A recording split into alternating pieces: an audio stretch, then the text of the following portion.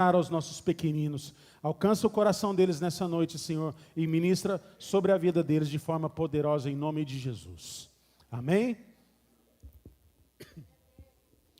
Glória a Deus.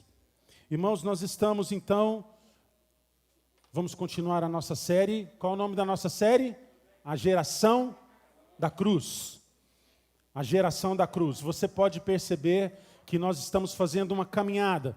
Nós estamos trilhando os mesmos passos que Jesus trilhou, para que você entenda o que aconteceu e para que você se torne de fato uma geração da cruz. Amém? O nosso texto de hoje está em Mateus 27, 11 a 26, vai estar na tela.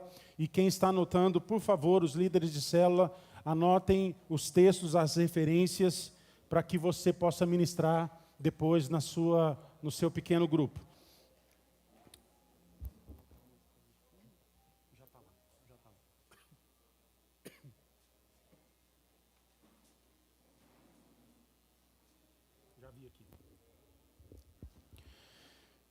Mateus 27, 11 a 26. Estão comigo aqui, irmãos? Vamos nos concentrar agora, vamos acalmar o nosso coração e meditar na palavra de Deus. Amém? Estão comigo aqui?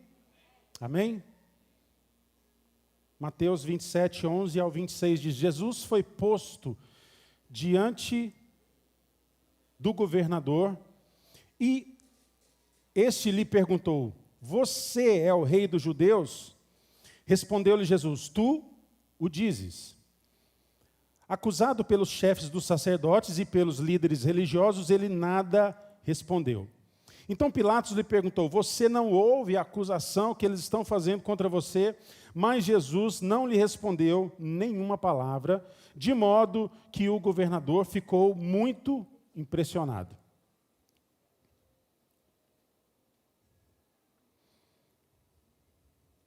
Por ocasião da festa, era costume do governador soltar um prisioneiro escolhido pela multidão.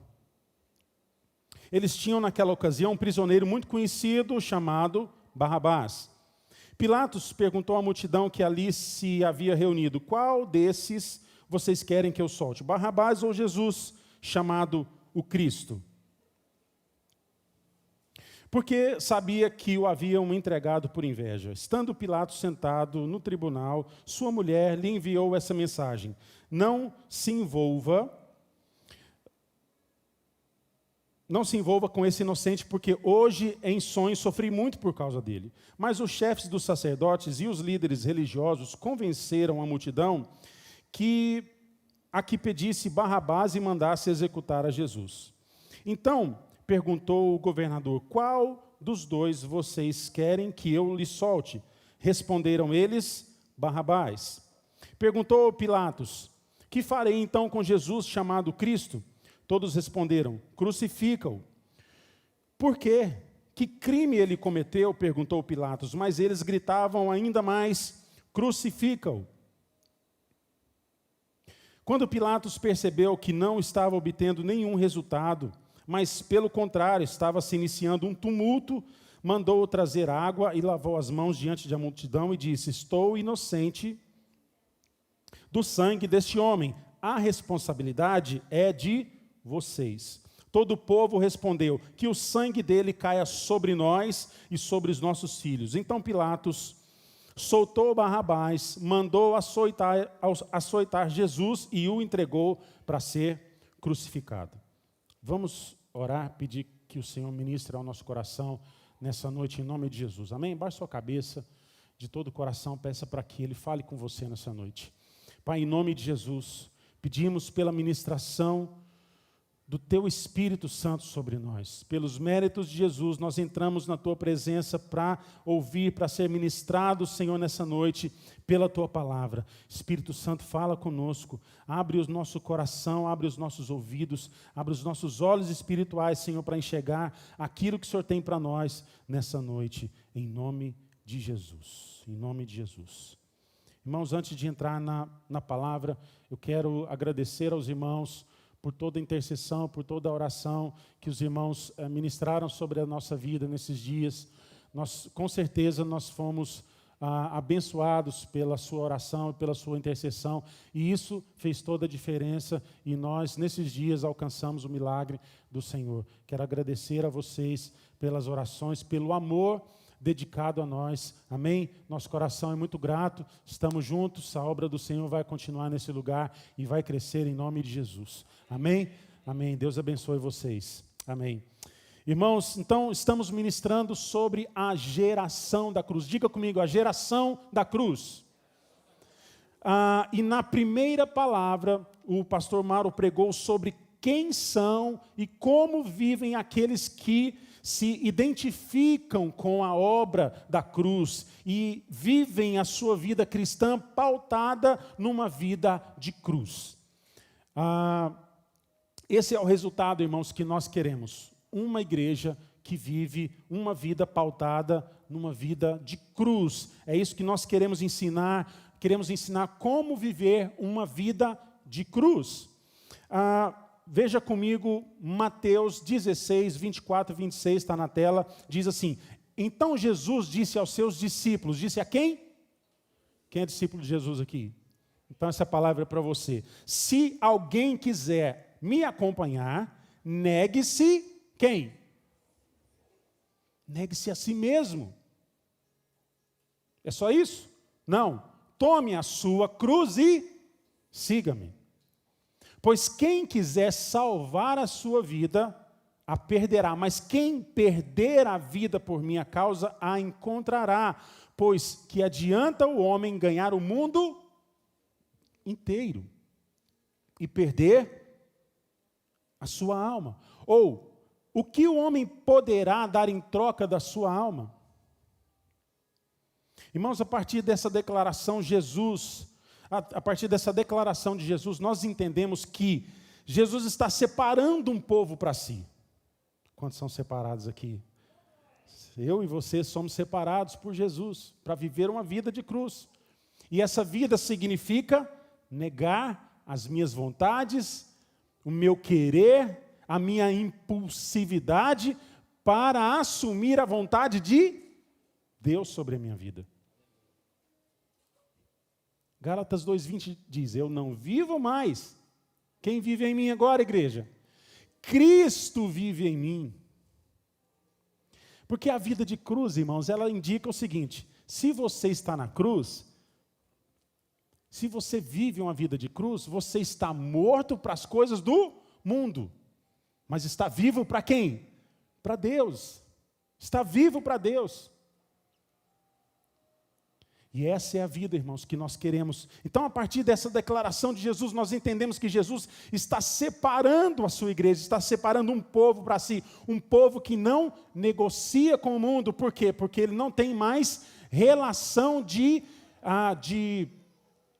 querer as coisas do mundo para ele. Agora, essa geração, ela quer as coisas do reino de Deus. O reino de Deus é mais importante, o reino de Deus é prioridade, o reino de Deus é tudo para mim agora. E qual é a minha referência? A palavra de Deus. Quem fala comigo agora é o Espírito Santo. De onde eu recebo os comandos agora? Agora eu recebo o comando de Deus. Agora eu ouço a voz de Deus, agora eu oro com Deus, agora eu levanto as minhas mãos, eu adoro a Deus, porque Ele é tudo para mim. Nós cantamos agora: recebe a nossa adoração, te coroamos, te desejamos, Rei Jesus. Quem é o Rei então? Jesus. Se Ele é o Rei, nós somos os seus servos. E nós vivemos agora de acordo com a vontade dEle. Amém, irmãos? Amém? Então, esse povo, o pastor Mauro falou que ele não negocia com o mundo. Um povo que ama a Deus sobre todas as coisas, um povo que nega a sua vontade para fazer a vontade do Pai. Amém? Quantos querem isso? Na segunda palavra, pastor Mauro, nós vimos sobre a oração sacerdotal de Jesus. Foi isso? Foi essa, né? Essa foi a primeira. Exatamente. Então, falei o contrário. Nessa palavra, nós vimos sobre a oração sacerdotal de Jesus e de como precisamos ter um tempo a sós com Deus. Como precisamos de tempos de quietude, tempos de solitude para ouvir a voz de Deus. para clamar a Deus, para orar a Deus, para falar com Deus, para adorar a Deus. Nós precisamos de um tempo, irmãos, que nós esquecemos daquilo que está lá fora e nos recolhemos para falar com aquele que pode todas as coisas. E Jesus pediu uma coisa interessante para o Pai: se possível, passa de mim esse cálice, mas se não for possível, seja feita a tua vontade. Jesus veio para cumprir a vontade do Pai, irmãos. Jesus estava aqui para fazer a vontade de Deus. E Jesus, sendo Deus, poderia, irmãos, usar os poderes que tinha como Deus. Mas Ele não fez, Ele não usurpou ser igual a Deus. Antes Ele assumiu uma forma de servo. E veio o que, irmãos? Servir. Jesus veio servir você.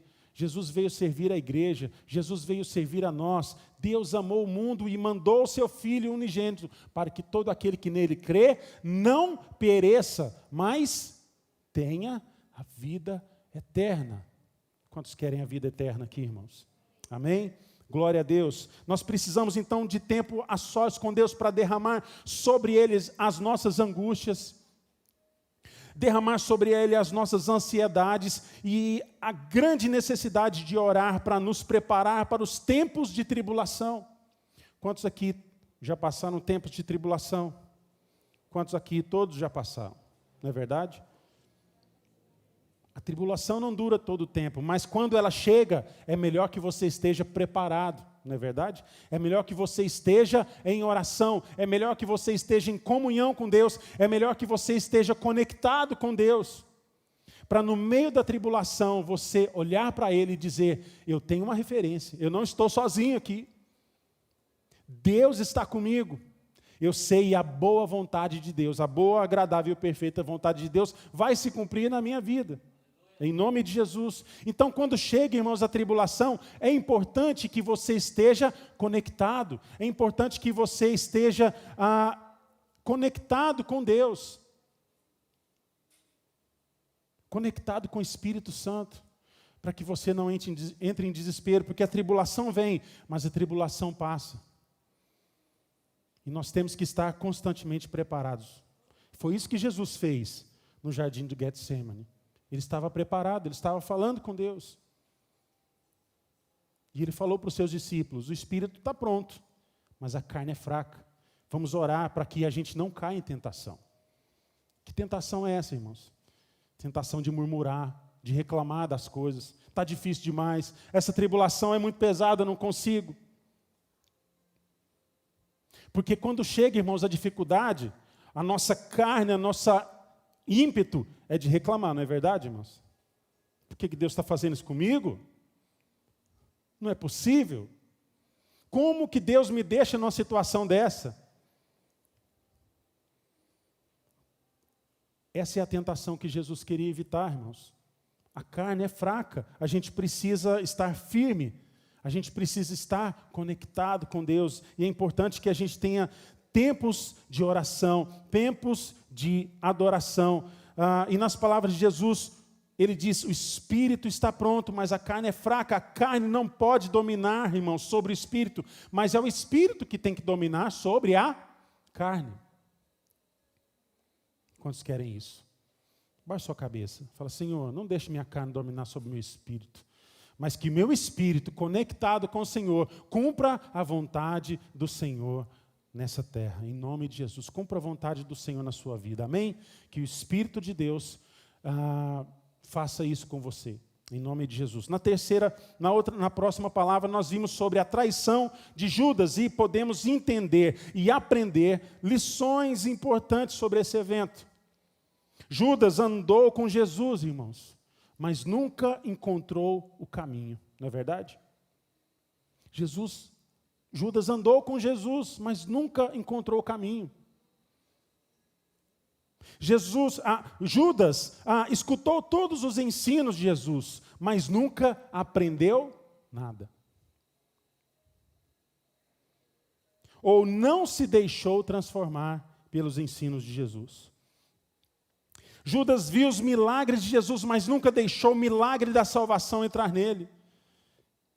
E Judas estava disposto aqui, irmãos, talvez a ganhar o mundo inteiro à custa da sua alma. No final, o que havia em seu coração era só comércio. A gente diz aqui, passou pertinho de ser salvo. Não é verdade? Olha, irmãos, faltou isso aqui. Faltou só um pouquinho, quase foi salvo. E essa semana, irmãos, eu vi um pensamento interessante, que diz assim, o reino de Deus é de graça para nós. A salvação é de graça, o perdão dos pecados é de graça, o amor de Deus é de graça, mas o vício é pago, a prostituição é pago, a traição tem o seu preço, ou seja, muita gente prefere trocar o céu que é de graça pelo inferno que é pago. Entenderam isso aqui, irmãos? Não é verdade? Isso acontece, a gente vê isso o tempo todo. Com a traição de Judas, a gente pode aprender também que nem todo mundo que te beija quer o seu bem. Não é verdade? Nem todo mundo que te beija quer o seu bem. E não importa o quão fiel você seja, esteja preparado para a infidelidade do outro. Não importa o quão honesto você seja, esteja preparado para a desonestidade do outro.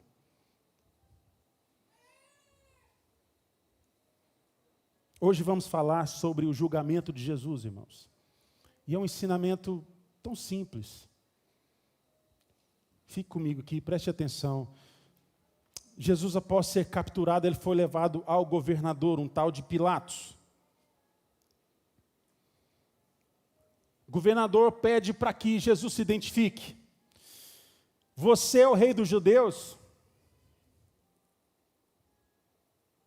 O governador de Roma, perguntando isso. Da província, dessa província aqui dos judeus, perguntando, você é o rei dos judeus? Jesus responde, você que está falando, tu dizes. Não é você que está falando? O ministério de Jesus, irmãos, era tão conhecido. Jesus era popular entre o povo e que qualquer alegação, irmãos, qualquer indagação dispensava qualquer comentário. Jesus vivia no meio do povo, tinha muitos seguidores, mas Jesus também não respondeu às acusações do chefe do sacerdote e dos seus líderes. O povo acusava Jesus, o chefe do sacerdote e os líderes religiosos estavam acusando Jesus. E isso causou espanto até em Pilatos, que pergunta, você não está escutando a acusação que eles estão fazendo contra você? Não existe defesa? Você não vai falar nada? Jesus foi como um cordeiro que ficou calado, não se defendeu, até ser executado. A própria vida de Jesus, irmãos, e tudo que ele tinha feito, era testemunho da sua identidade como Filho de Deus. Jesus fazia milagre por todos os lados. Não havia necessidade de se autoafirmar ou se autodefender. Jesus não estava ali para isso, até porque Jesus não era um simples mártir. Jesus não era um simples mártir. Jesus era um sacrifício vivo. Diga comigo, Jesus era um sacrifício vivo. Jesus, irmão, sabia que não ia ser absolvido. E nem o governador percebeu a extensão, a complexidade da questão religiosa envolvida ali. Porque ele mesmo percebeu que os chefes dos sacerdotes e os líderes religiosos estavam entregando Jesus por inveja, diz a palavra. Ali estava em jogo ali, irmãos, o poder, o dinheiro, os altos cargos. No verso 18, o texto revela que Pilatos entendeu que eles estavam entregando Jesus por inveja. E era costume, irmãos, soltar um prisioneiro ali. Na ocasião da festa, ele soltava um prisioneiro, escolhido pela multidão. Não se sabe quem começou esse costume ou quando começou esse costume. E Barrabás era conhecido da multidão. O texto diz que ele era conhecido, ou seja, era aquele criminoso, irmão, sem vergonha. Lá onde a gente cresceu, tinha um. Sem vergonha, irmãos. Teve vez que ele roubou a igreja, na outra semana ele estava lá pedindo cesta. Isso é folgado, né? Folgado, irmãos, escutava a palavra de Deus, chorava na igreja. Na outra semana estava roubando. Ouviu o evangelho, passou pertinho de ser salvo. Oh, faltou isso aqui.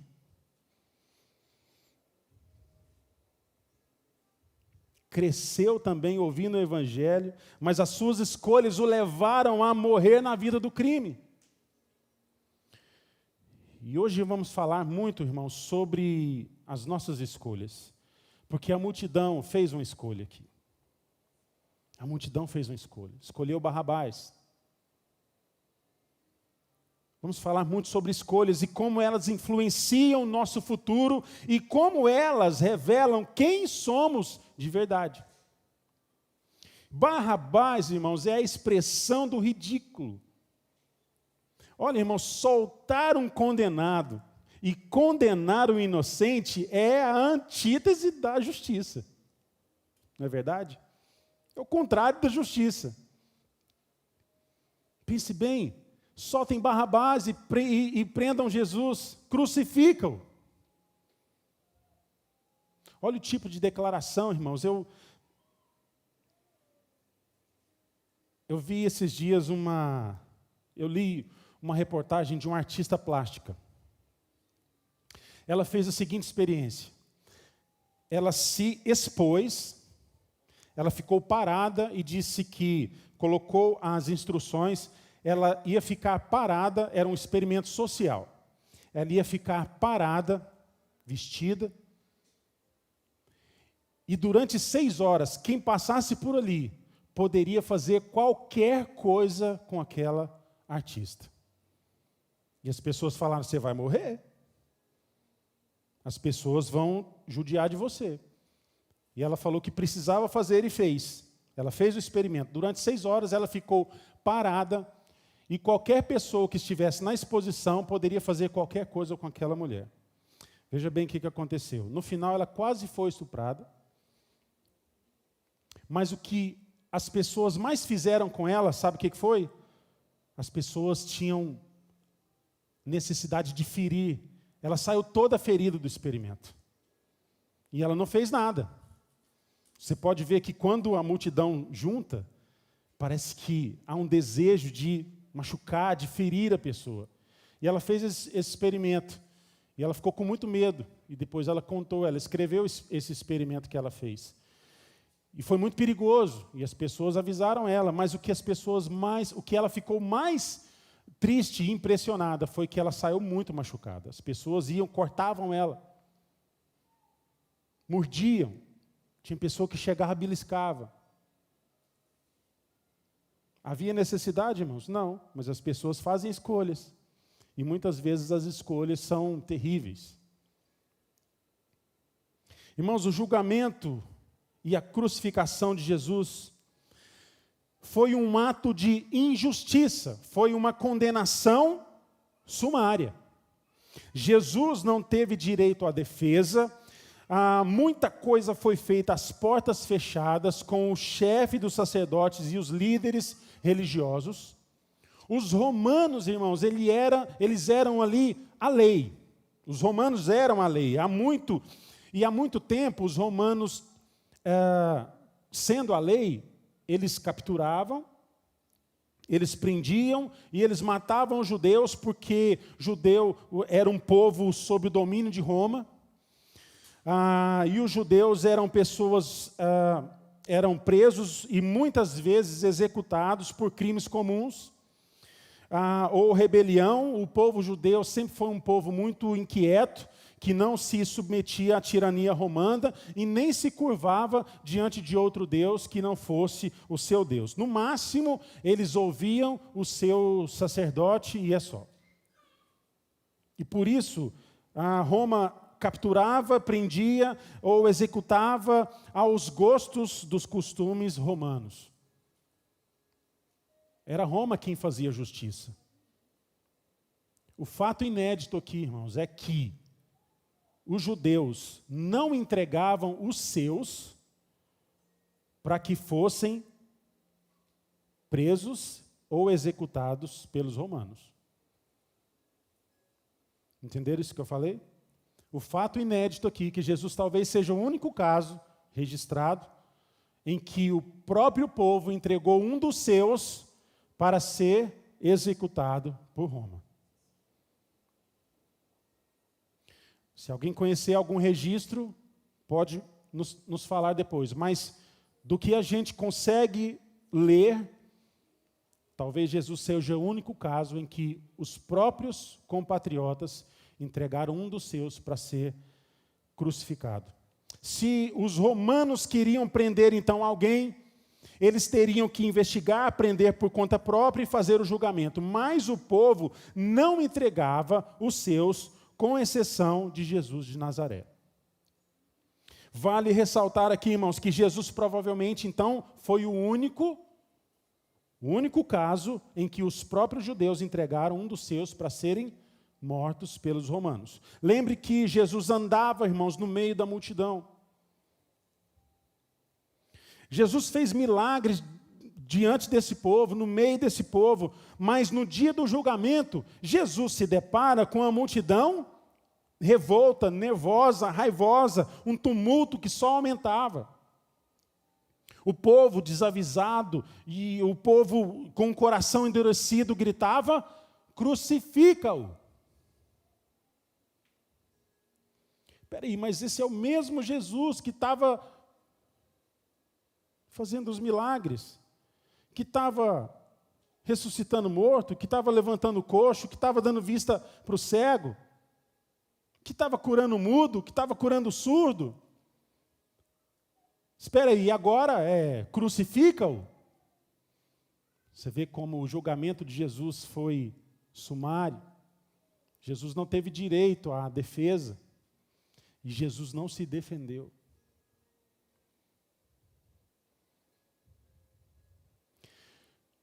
No verso 24, quando Pilatos percebeu que o tumulto só aumentava, então mandou trazer água, lavou as mãos diante da multidão e disse: eu estou inocente do sangue desse justo. Eu estou inocente do sangue desse homem. Olha, a responsabilidade é de vocês. Eu não tenho nada com isso. E é interessante perceber, irmãos, que Pilatos, ele tinha o poder de absolver Jesus. Independente de qualquer palavra, independente do chefe do sacerdote, ele não recebia a ordem do chefe do sacerdote. Ele tinha o poder de absolver Jesus, mas não quis se envolver, não havia uma acusação plausível e nada que justificasse a morte de Jesus. Então ele lavou as mãos e passou a responsabilidade para frente. Se vira com esse homem para lá. No verso 25, a gente lê a declaração, irmãos, mais triste e inconsequente, jamais vista ou ouvida em todos os tempos. Todo o povo respondeu que o sangue dele caia sobre nós e sobre os nossos filhos. Irmãos, essa é uma frase terrível. Essa é uma frase terrível. E no mínimo irresponsável, cujas consequências, irmãos, não podiam ser previstas naquela época. Talvez Israel tenha sofrido genocídios durante a história por causa dessa declaração. Vespasiano, recém-nomeado imperador, ele nomeou Tito, seu filho, para conduzir um cerco de isolamento a Israel, à medida que o cerco se prolongava, as pessoas morriam de fome, morriam de doença, porque não entrava comida na cidade, não entrava nada, ninguém entrava, ninguém saía. Pensa, o sumo sacerdote, a sua família, viviam uma pompa, de repente eles estavam revirando latas de lixo para procurar comida. Eles estavam vivendo a verdadeira quarentena militar. Uma quarentena de conquista. Na sequência, irmãos, os romanos conseguiram transpor os muros. Os judeus correram para dentro do templo, a sua última linha de defesa. O templo acabou sendo queimado, destruído pela fúria dos soldados romanos. Hitler matou 6 milhões de judeus na Segunda Guerra. Olha, irmãos, o peso de uma declaração como essa. Olha o nível de responsabilidade ao declarar isso. Que o sangue desse homem caia sobre nós, sobre os nossos filhos. Isso é uma declaração terrível, muito triste. Hitler matou 6 milhões de judeus. Está relacionado na história como o quarto maior genocídio de todos os tempos. No total, irmão, sob o comando de Hitler, ele matou cerca de 20 milhões de pessoas, 6 milhões eram judeus. Haverá um tempo, nos 7 anos de tribulação, em que Deus vai tratar exclusivamente com Israel. Em Apocalipse capítulo 4, até o 18, a igreja não é mencionada. Mas os judeus, sim, eles estarão aqui e vão sofrer a perseguição do anticristo. Se você está anotando, olhe isso, Mateus 24, 15 e 22. Mateus, se você está anotando, Mateus 24, 15 e 22. Então a gente não sabe, irmãos, todas as consequências dessa declaração. Isso nos faz lembrar do texto. João 1, de 10 a 14, leia comigo. Aliás, leiam para mim, por favor. 3, 2, 1. 3, 2, 1. Aquele que é...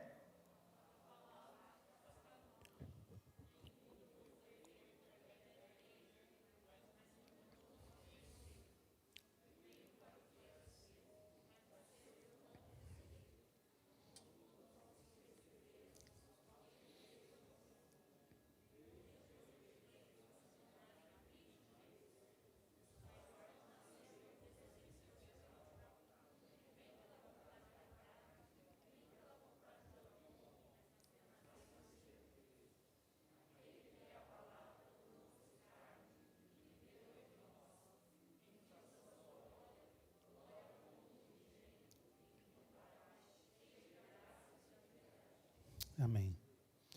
Veio para o que era seu, mas os seus não o receberam. Irmãos, a crucificação de Jesus foi uma tragédia na história da humanidade. Um evento pelo qual o mundo se debate até hoje. E a curiosidade, irmãos, desse evento era que Cristo tinha que ser sacrificado. A vontade de Deus tinha que ser feita. Jesus era um sacrifício. Jesus era a manifestação de um sacrifício que foi feito antes da fundação do mundo. 1 Pedro 1, 18 ao 20 diz: pois vocês sabem que não foi por meio de coisas perecíveis, como prata ou ouro, que vocês foram redimidos da sua maneira vazia de viver, que lhes foi transmitida por seus antepassados, mas pelo precioso sangue de Cristo, como de um cordeiro sem mancha e sem defeito, conhecido antes da criação do mundo, revelado nesses últimos tempos em favor de vocês. O sacrifício de Jesus, irmãos, foi feito para que tudo pudesse ser criado, mantido e resgatado, e foi manifestado no nosso tempo por amor de nós. Mas conhecido, o sangue de Jesus é conhecido, o efeito do sangue de Jesus é conhecido antes da fundação do mundo. E manifestado no nosso tempo, para que nós pudéssemos ser resgatados. Amém, irmãos? A pergunta que fica é: se esse povo que gritou crucifica-o e que o sangue dele recaia sobre nós e nossos filhos, esse povo, irmãos, eles tinham escolha. Quais eram as opções? Qual era o padrão de escolha? Por que eles falaram isso? Por que fizeram daquela forma? Sabe, irmãos, não há dúvida que o Cordeiro de Deus tinha que ser sacrificado. Não havia outro destino possível. Não havia outro plano de Deus. O plano da Trindade era esse. Ele haveria de se cumprir com a morte de Jesus. Mas e o povo? O povo tinha outra opção. No Antigo Testamento nós vemos uma sugestão de Deus ao povo de Israel. E essa sugestão, irmãos, era a saída para que o povo de Israel cumprisse a vontade de Deus, mas fizesse-o de outra forma. A questão aqui é, irmãos, a vontade de Deus vai se cumprir, mas como nós vamos chegar até lá? Quais são as nossas escolhas? Qual é a escolha da igreja? Qual é a escolha daquele povo? Aquele povo tinha outra opção. E qual é, irmãos, a identificação que há no Antigo Testamento? O sacrifício de Isaac. Por que Isaac? Porque Isaac é um tipo de Cristo. Nascido por um milagre. Abrão e Sara eram de idade avançada.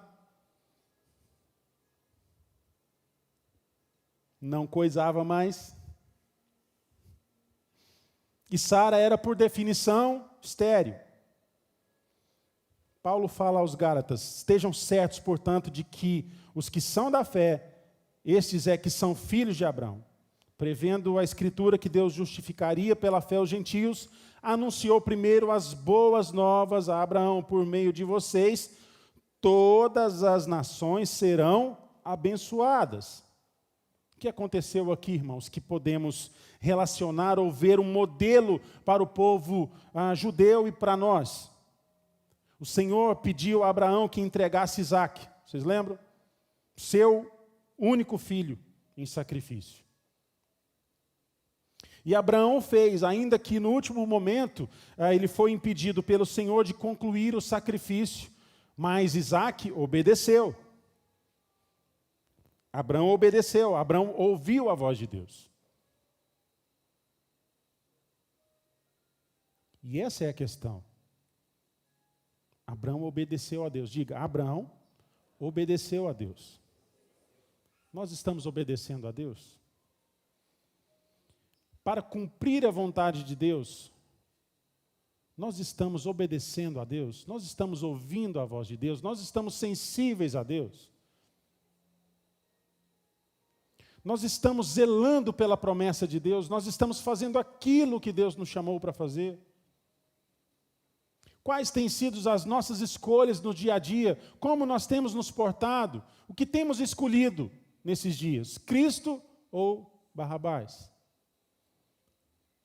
Nós queremos o reino de Deus, que é de graça e pela graça, ou nós estamos pagando para andar longe de Deus e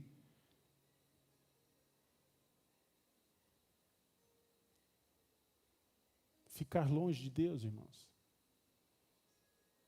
Será que a gente não precisa se reavaliar nessa noite? Quais têm sido as nossas opções? Isso significa, irmãos, que essa poderia ser a escolha do povo judeu. Eles poderiam reconhecer o Messias como filho unigênito de Deus, e no fim, quando eles reconhecessem que tinham que entregar para o bem da humanidade o seu Cristo, aquele que era o seu Messias, sabendo que essa era a vontade de Deus, essa era a escolha, irmãos. O povo poderia reconhecer Jesus como seu Messias, mas no final das contas, entregá-lo para que a vontade de Deus seja feita. Está vendo o tipo de escolha que nós estamos fazendo aqui, irmãos? Está vendo o tipo de escolha que o povo poderia ter feito? Porque eles tinham uma referência. O seu patriarca, Abrão, ele fez algo que poderia ser uma referência. Então, o que aconteceu com o povo aqui, irmãos? Eles não se lembraram da palavra de Deus. Eles se esqueceram daquilo que foram ensinados a vida toda. Ou que se esqueceram, essa é a diferença, irmãos. O povo perdeu a chance de crer e entregar aquele que era seu para o cumprimento da vontade de Deus. Perdeu a chance de agir como seu patriarca Abraão, que foi chamado pai da fé, porque creu no sobrenatural de Deus e porque obedeceu a Deus. Estão entendendo aqui, irmãos? O que rodeia, irmãos, e o que vamos ver sobre essa decisão do povo judeu, ao esbravejar, crucificam, é a completa ignorância e a falta de observar a referência bíblica para fazer qualquer julgamento ou tomar qualquer decisão. Quando fazemos julgamentos da nossa vida, quando tomamos decisão da nossa vida, qual é o padrão, irmãos, que você usa? Qual é o padrão que você usa? O padrão do mundo? Ou você vai para a palavra de Deus? Ou você vai para o seu momento de quietude? Você vai para a presença de Deus, orar e saber qual é a vontade de Deus? E como escolher?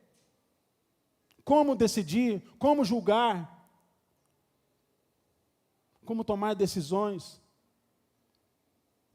Esse problema, irmãos, ele se estende até hoje. Quantas vezes tomamos decisões sem observar a palavra de Deus? O problema é admitir que as nossas tragédias, muitas vezes, são provocadas por nós mesmos. Porque tantas vezes, irmãos, não nos submetemos à vontade de Deus, não damos ouvidos à voz do Espírito Santo, que fala conosco, que ministra no nosso coração, que nos ensina, que nos adverte. Jesus disse em João 5,39, examinem a Escritura, examinai as Escrituras, porque vós cuidai ter nelas a vida eterna, e são elas que de mim testificam. A gente, irmãos, toma decisões que nos afastam do propósito e da vontade de Deus para a nossa vida, e o chamado hoje é para observar, examinar as Escrituras, ver as referências que a palavra de Deus nos deixou, porque a palavra de Deus deve ser o guia da nossa vida, deve ser o guia da nossa missão aqui. Todas as nossas escolhas precisam ser pautadas na palavra de Deus, amém, irmãos? Amém? Vamos abandonar hoje toda decisão tomada na carne, ou na fúria, ou no calor do momento. Chegou o tempo, irmãos, da geração da cruz fazer as escolhas certas. Quem é a geração da cruz aqui? E diga para o Senhor, Senhor, eu quero fazer as escolhas certas. Ore para Ele agora. Fala, Senhor, eu quero fazer as escolhas certas. Põe meu coração no lugar, a minha alma no lugar, a minha mente voltada para a palavra do Senhor. Eu quero tomar as decisões corretas. Em nome de Jesus.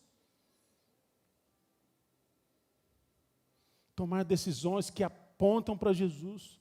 Tomar decisões que apontam que nós temos uma vida diferente, que o nosso padrão é o reino de Deus. Que apontam para a vida eterna, irmãos. É isso que eu quero, é isso que nós como igreja precisamos buscar. Tomar as decisões corretas. O povo que julgou Jesus, irmãos, poderia ter tomado a decisão correta sem ter atraído maldição para si. Porque o povo faz uma declaração dessa, irmãos, e o que ele pode esperar? Que venha um julgamento de Deus.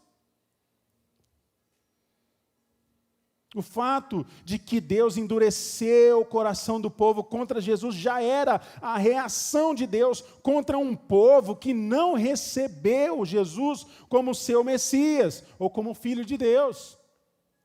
Entenderam isso aqui, irmãos? Já era a reação de Deus contra a incredulidade do povo. Deus fez isso no deserto também, contra um povo que não creu no poder de Deus. Apesar de experimentar o sobrenatural de Deus, apesar de ter o mar se abrindo na sua frente, apesar de ver uma coluna de fogo e uma nuvem de proteção sobre eles. Porque isso não era natural, irmãos. Quantas vezes você já viu o mar abrir? Quantas vezes você já viu o mar abrir? Quantas vezes você bateu numa pedra e saiu água?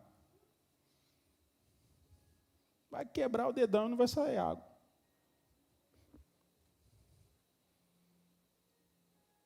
Esse povo viu o sobrenatural de Deus, mas não creu na promessa.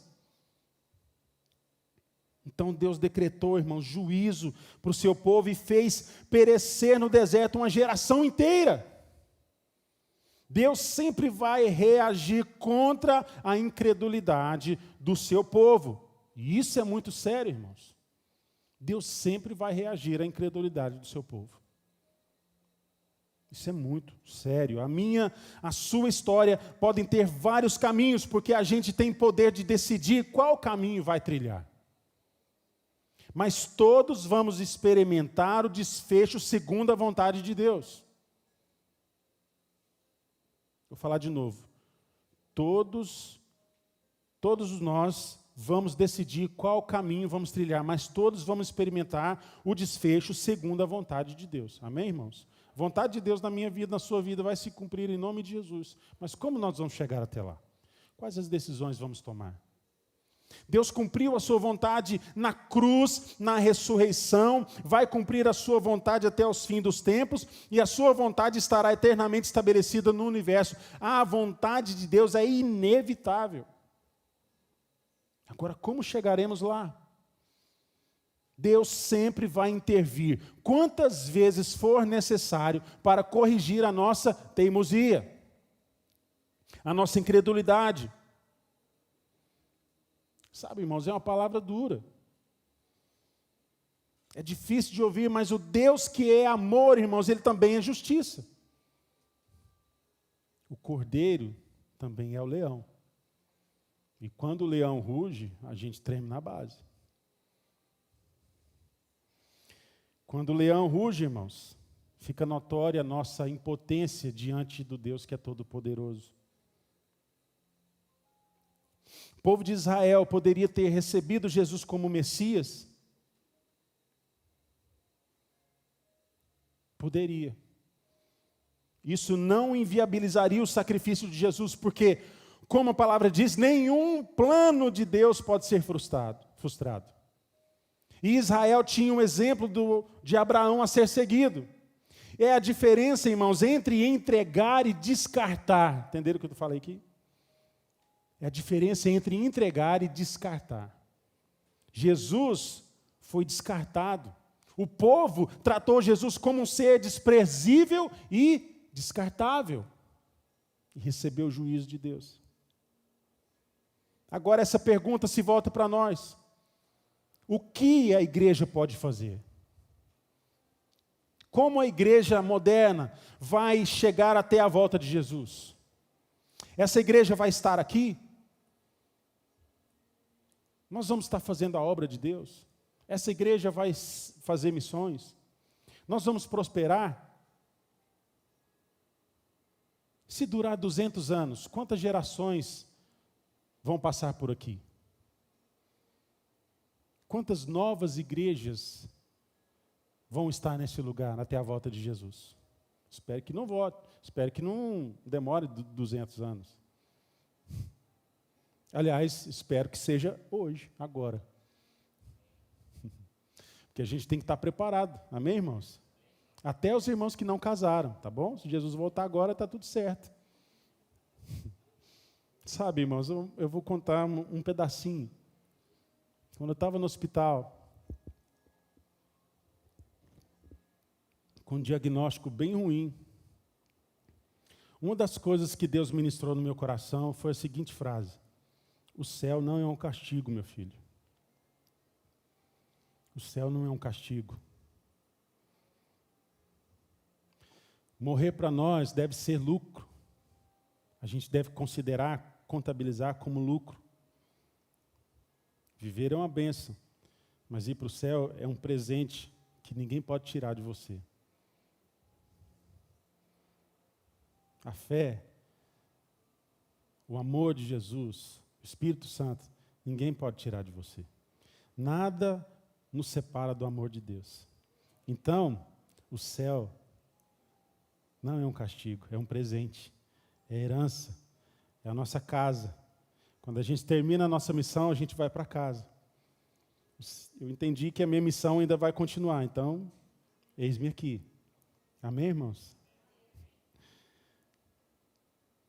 A pergunta que fica: nós vamos estar aqui, nós precisamos tomar as decisões corretas, senão nós vamos simplesmente, irmãos, desaparecer.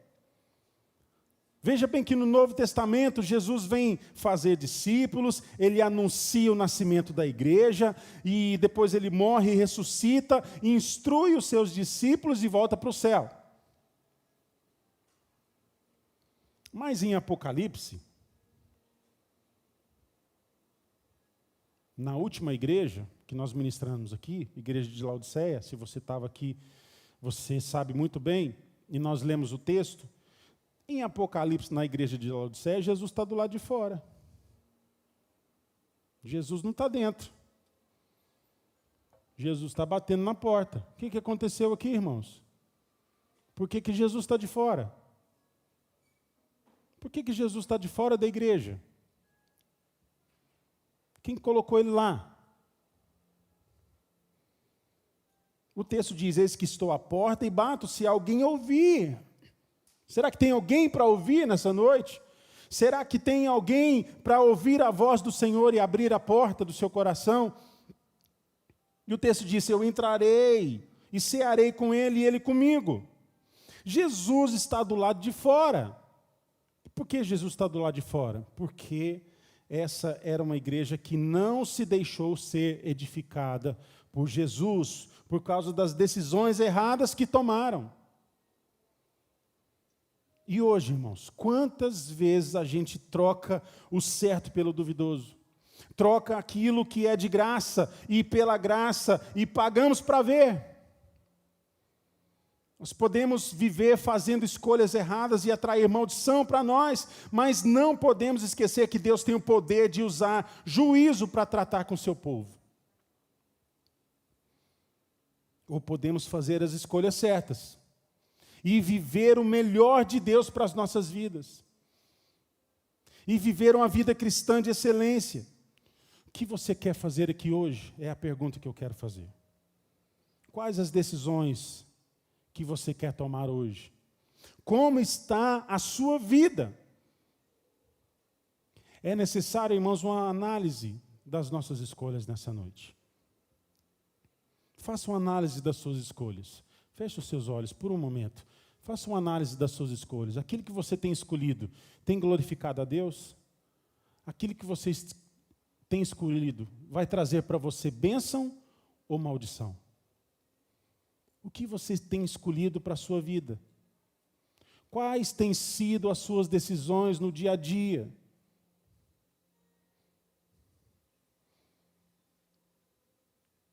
Sabe, irmãos, como nós vamos chegar lá? Como nós vamos chegar lá? Tomara que nós cheguemos como Filadélfia. Pode levantar a sua cabeça, nós já vamos terminar. Que nós cheguemos, irmãos, como Filadélfia. Se você ouviu sobre as igrejas do Apocalipse, você sabe que Filadélfia era uma comunidade viva, amorosa, cheia do Espírito Santo, que ama a Deus de todo o coração, que pratica as boas obras, que tem as portas dos céus abertas, que guarda a palavra e honra o nome do Senhor. Enfim, um povo vencedor. Que aqui, irmãos, nessa igreja, haja um povo vencedor, um povo que ama a Deus sobre todas as coisas, um povo que escolhe a presença do Senhor, um povo que não abre mão da presença do Senhor, um povo que faz as escolhas corretas.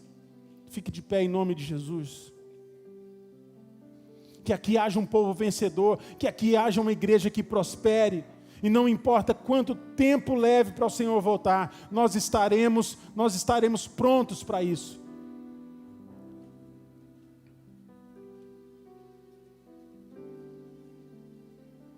Nós precisamos entender que a vontade de Deus vai se cumprir.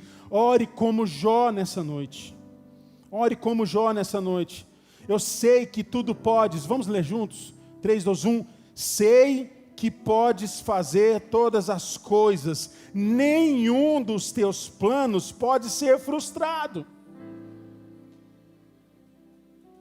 Você pode orar isso. Você pode abaixar sua cabeça e orar isso. E falar: eu sei, Senhor, eu sei que o Senhor pode todas as coisas. Põe a mão na sua cabeça e fala: Senhor, eu quero tomar as decisões corretas. Eu quero fazer aquilo que é correto diante do Senhor. Eu sei que o Senhor pode fazer todas as coisas. Faz isso em mim, faz isso em nós, Senhor. Faz isso na tua igreja. Nenhum dos teus planos pode ser frustrado, em nome de Jesus. Que nenhum plano de Deus na sua vida seja frustrado. Que a vontade do Senhor se cumpra na sua vida.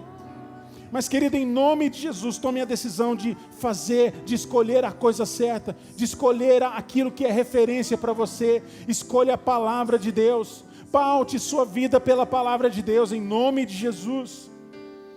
Essa é a segurança que nós temos para tomar decisões acertadas. Saber que Deus pode fazer todas as coisas e nada vai frustrar o plano de Deus. Essa é a segurança, irmãos, que você pode ter para tomar decisões.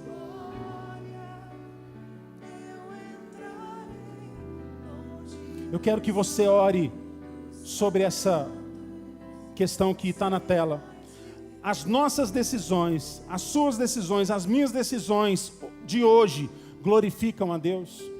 É sobre isso que eu queria que você orasse nessa hora, em nome de Jesus. Aquilo que você tem escolhido tem glorificado a Deus? Se não tem, que você tenha um momento de conserto com o Senhor nessa hora. Fala, Senhor, eu estou pisando na bola. Eu estou pisando na bola.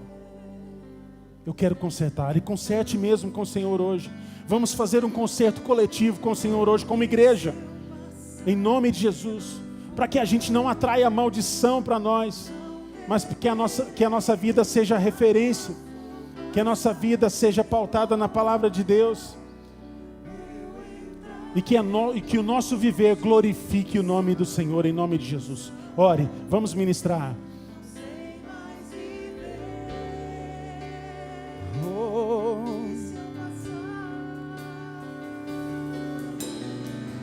E se eu passar pelo fogo, não temerei a fumaça de glória.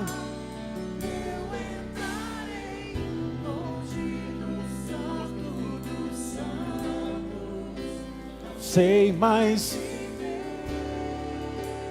Erga sua voz.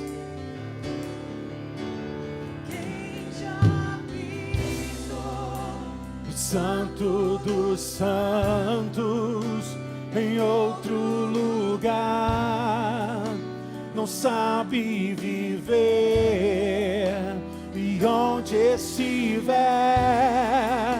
clamar pela glória, a glória de Deus.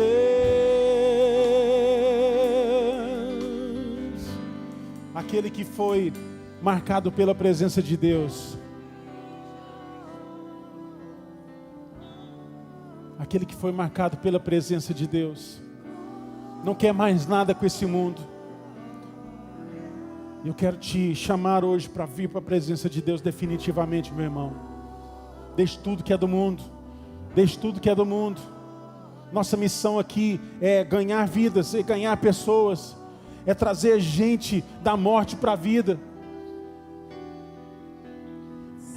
Mas não podemos fazer alianças com o mundo. Jesus não quis nada desse mundo. E que a nossa vida seja marcada por momentos como esse, de adoração, de presença de Deus.